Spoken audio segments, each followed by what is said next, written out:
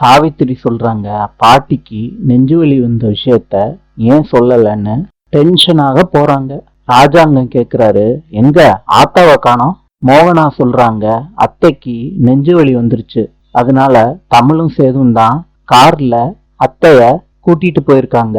ராஜாங்கம் சொல்றாரு சன்னியாசி கிட்ட, எந்த ஆஸ்பத்திரிக்கு போயிருக்காங்கன்னு ஆளை விட்டு கண்டுபிடிச்சு சொல்லு சன்னியாசி எனக்கு.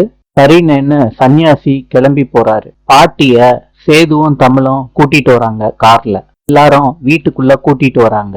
ஈஸ்வரி கேக்குறாங்க, சேது எந்த ஆஸ்பத்திரிக்கு பாட்டிய கூட்டிட்டு போன?